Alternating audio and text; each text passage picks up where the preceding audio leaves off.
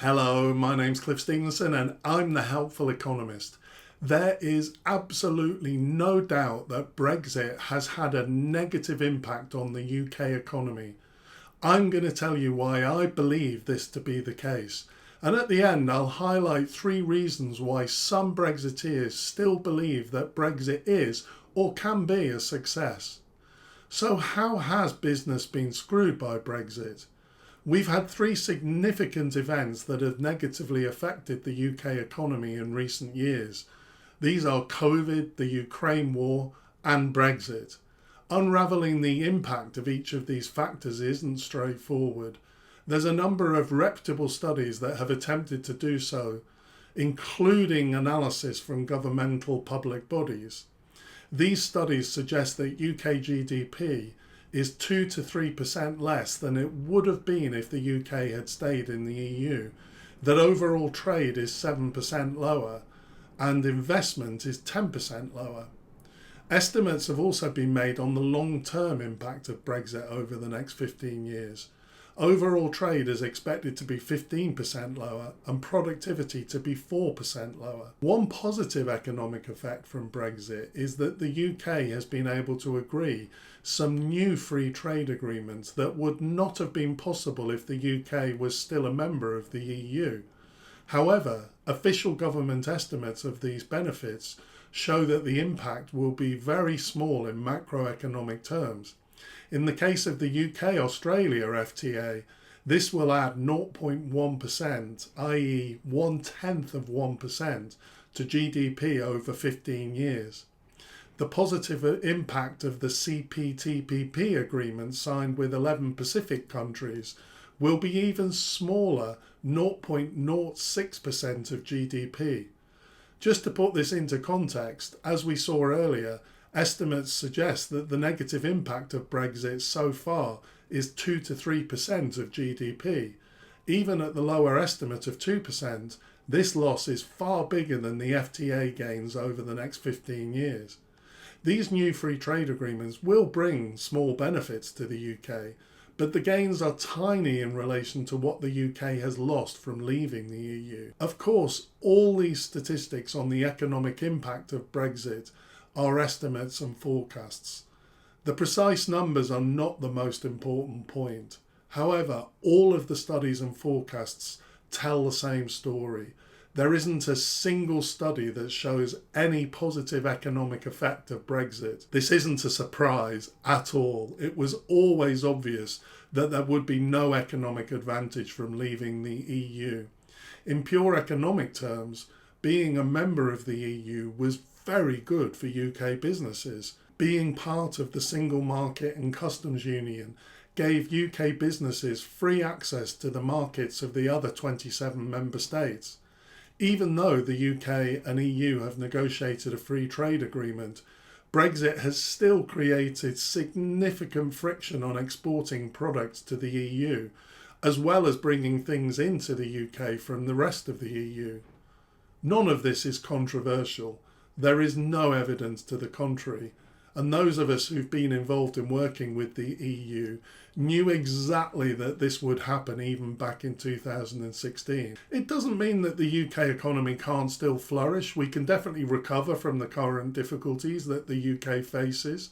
It does mean that the UK economy will always be short of what it could have been if it had still been a member of the EU. Overall, therefore, Brexit has significantly harmed the UK economy and will continue to do so in the future. However, the latest YouGov opinion poll on 20th of July suggests that 33% of voters still believe that it was right to leave the EU. Despite the clear evidence on the negative economic impact of Brexit, why is it that 1/3 of voters still support it? There are perhaps many reasons why people think the UK is better off outside the EU, not all of which are rational or logical. However, I think that there are particularly 3 positive arguments about Brexit that at least have a robust logic whether you agree with them or not. The first reason is sovereignty. Some Brexiteers think that UK politicians making all UK laws is the primary reason for Brexit and worth the economic cost. I personally have some sympathy with the sovereignty argument. I do think that Brussels decision making is far removed from the ordinary person on the street in the EU member states. However, many people have mistakenly perceived that the EU is a foreign body imposing laws and regulations on the UK. This is absolutely not the case. The EU is an institution where members pool their sovereignty. The UK was one of the most influential members in the EU. The economic gains that came from being in the EU probably were worth the compromise made in terms of having to accept some EU laws that the UK opposed. Interestingly, outside the EU, the UK can't really diverge too much from EU legislation. The EU is still by far the most important export market for the UK. If the UK changes its own laws and regulations too much, UK businesses will have to produce goods that conform to two sets of rules for the two markets. There's a strong economic case for staying aligned with EU rules, and there's an argument here that the UK has less sovereignty in this case. We still have to stay aligned with EU rules, but we have no say over them anymore. Although I respect anyone that believes that sovereignty is a good enough reason to be outside the EU at any economic cost, my own view is that overall the economic cost of Brexit is probably not worth any gains in sovereignty. The second positive argument about Brexit that has a logic relates to wages and working conditions of UK workers. This is an argument put forward by left-wing Brexiteers. Free movement of labour provided UK business with easy access to a massive, cheap and flexible labour force. This supply of low-cost labour helped to keep UK wages low and undermined UK workers. In principle, this should mean that wages and conditions for UK workers will improve and that this is as a result of Brexit.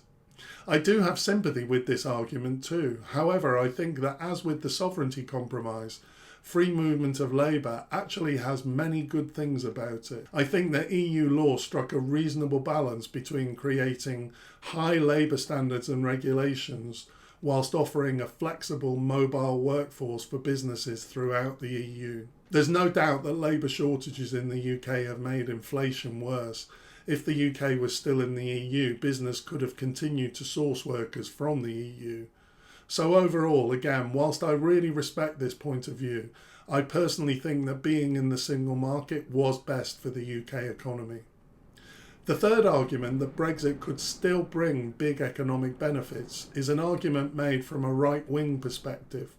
Some Brexiteers agree that Brexit hasn't been an economic success, but that this is because the government hasn't capitalised on the new freedoms that the UK has.